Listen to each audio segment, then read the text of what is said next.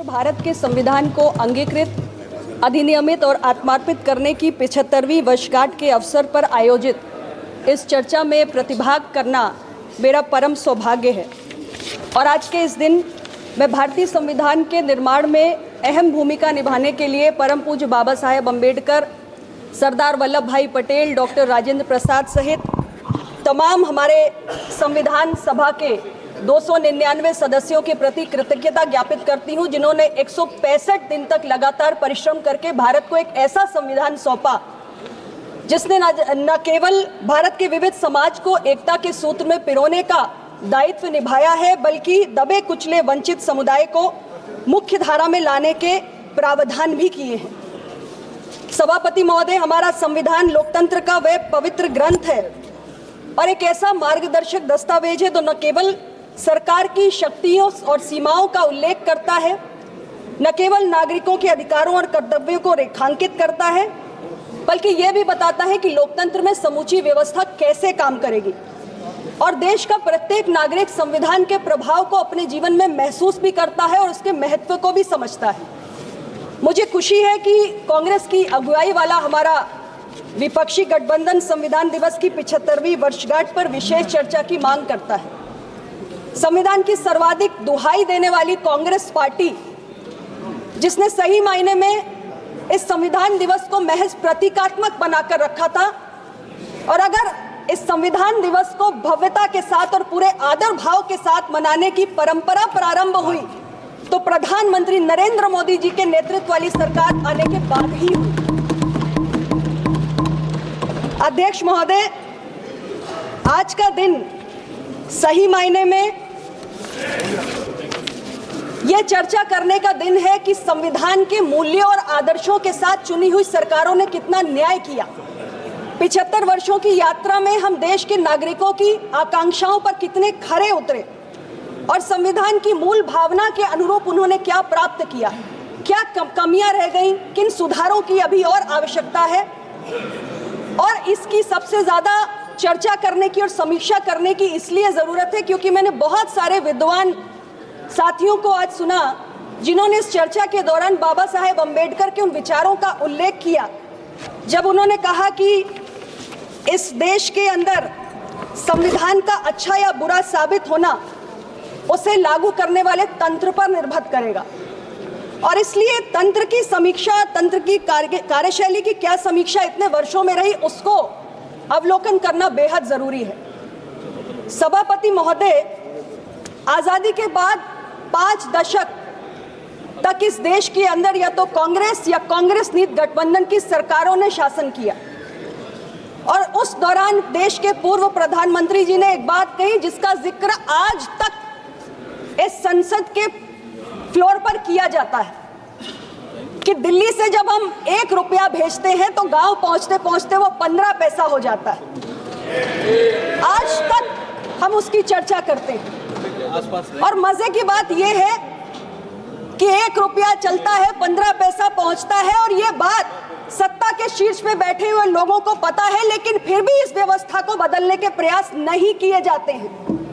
ये भ्रष्टाचार का तंत्र, ये लूट खसोट का तंत्र, सब कुछ बरकरार रहता है, लेकिन इस व्यवस्था में कोई सुधार नहीं होता है। ये तंत्र की कार्यशैली को इंगित करता है और इस व्यवस्था में सुधार तब होता है जब प्रधानमंत्री नरेंद्र मोदी के नेतृत्व वाली सरकार आती है और डीबीटी के माध्यम से सरकारी खजाने से निकलने वाली पाई पाई देश के नागरिक के खाते में पहुंचती है। अध्यक्ष महोदय, संविधान वही था, तंत्र अलग था। तंत्र की कार्यशैली का क्या प्रभाव इस देश के सामान्य मानवी के जीवन पे हो सकता है, ये एक उदाहरण के जरिए मैं समझाने की कोशिश कर रही हूं। और मैं अपने कांग्रेस के साथियों को कहना चाहती हूं कि अगर नीयत साफ हो और इरादा स्पष्ट हो और तो तंत्र अपनी पूरी शक्ति के साथ इस देश के सामान्य वोटर के जीवन में परिवर्तन कर सकता है। और यह तंत्र ही है दशकों तक भारत की जिस जनता को आपने, भारत के जिस गरीब जनता को आपने एक मकान नहीं दे पाया, एक बैंक का खाता नहीं दे पाया, 10 सालों के अंदर देश के ऐसे करोड़ों गरीब नागरिकों को हमारी सरकार ने मकान बनाकर दिया, शौचालय बनाकर दिया, बैंक का खाता दिया, गैस का कनेक्शन दिया, 5 लाख का स्वास्थ्य बीमा दिया और पीने के लिए शुद्ध पेयजल भी दिया। यह दिखाता है कि अगर नीयत साफ हो, इरादे दुरुस्त हो, तो देश की जनता के जीवन में क्या बदलाव हो सकता है। आप तो गरीबी हटाओ का नारा देते रहे दशकों तक, लेकिन हमने सही मायने में 25 करोड़ लोगों को गरीबी से बाहर निकालने का काम किया है। अध्यक्ष महोदय, आज दुनिया में भारत की प्रतिष्ठा बढ़ी है।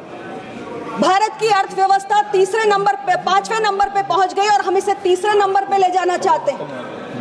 और एक उभरती हुई शक्ति के रूप में हमारे विपक्ष के साथी भले ही भारत की ताकत को ना देख पाए, लेकिन आज दुनिया इसकी सराहना कर रही है। और मैं इतना ही कहना चाहती हूँ कि जहां चाह है वहां राह है। जिस तंत्र ने करना चाहा उसने देश की जनता का कल्याण कर दिया।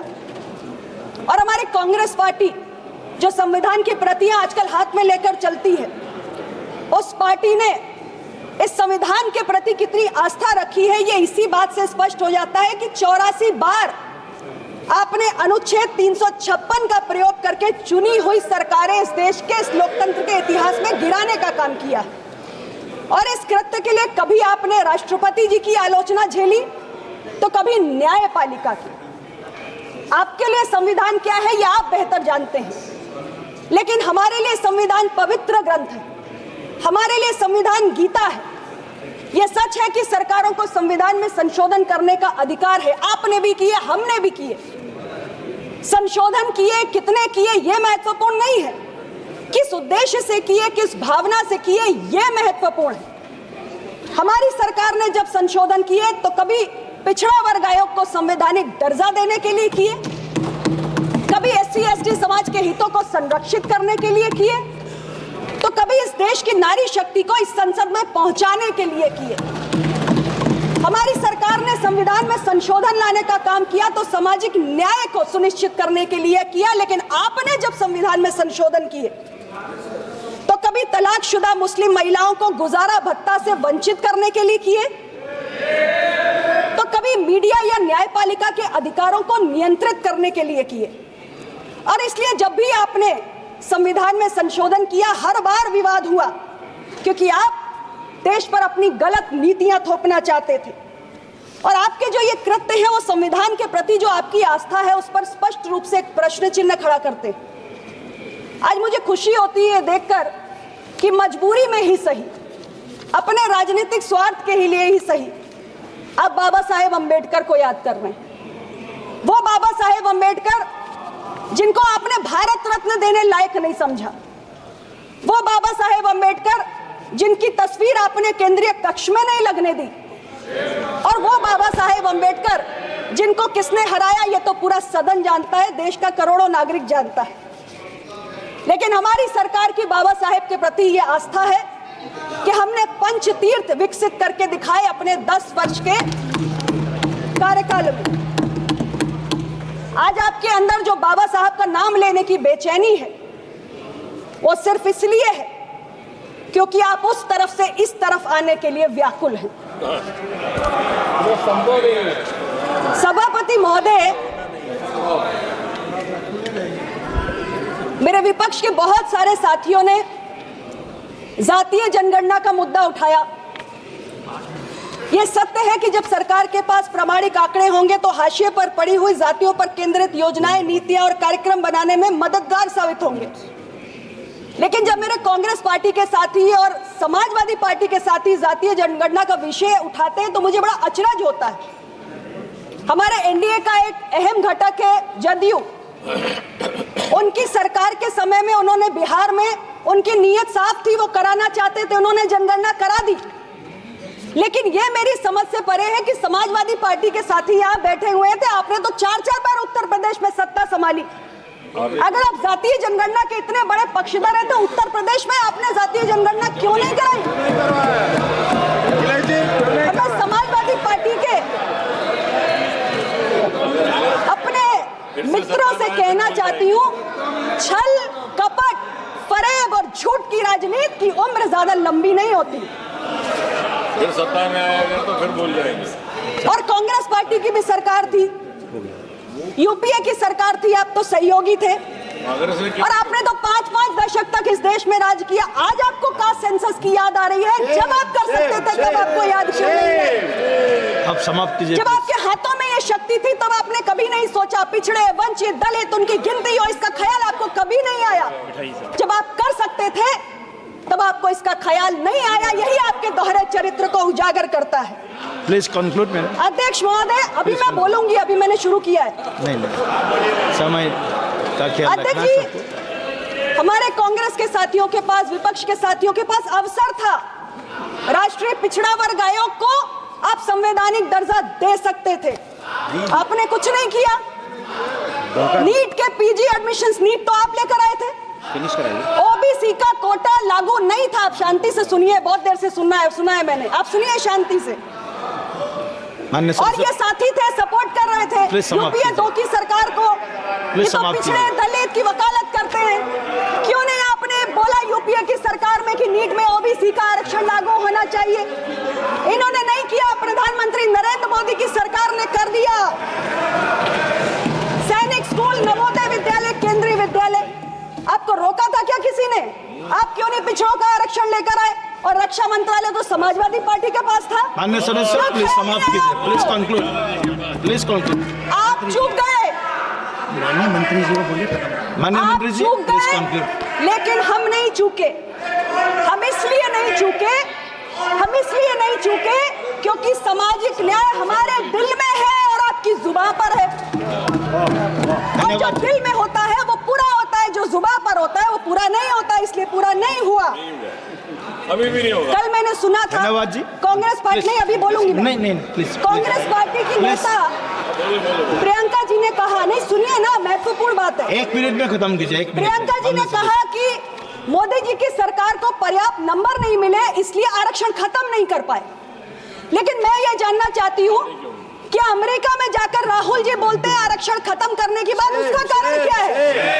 ये भी तो बताना चाहिए। और अध्यक्ष जी, लैटरल एंट्री का विषय भी उठाया, बहुत सारे साथियों ने उठाया।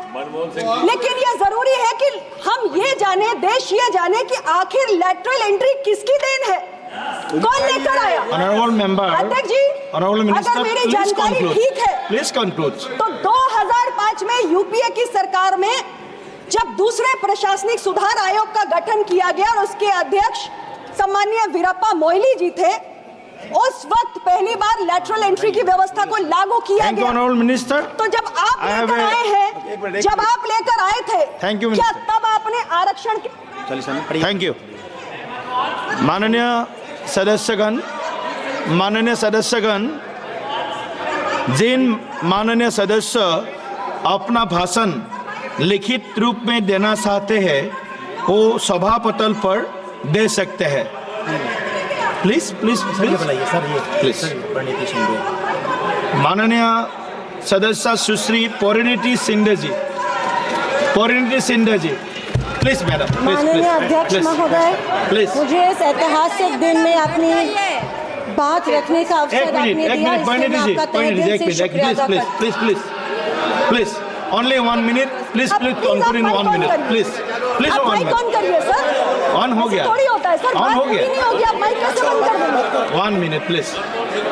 समय का अध्यक्ष आप महोदय, भी ध्यान रखिए समय का। मैं सिर्फ इतना कह रही हूँ कि लैटरल एंट्री की व्यवस्था कांग्रेस पार्टी लेकर आई।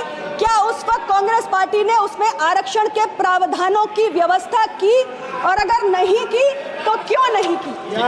और अंत में मैं इतना ही कहना चाहती हूँ कि संविधान के अनुकूल भारत बनाना हम सबकी जिम्मेदारी है। संविधान महज कोई कानूनी दस्तावेज नहीं है, ये लोकतंत्र की आत्मा है और सरकार और नागरिक दोनों का कर्तव्य है धन्यवाद कि हम अपने जीवन का अमूल्य हिस्सा इस संविधान को मानते हुए एक समृद्ध, सशक्त, न्यायपूर्ण और शांतिपूर्ण समाज के निर्माण का प्रयास करें।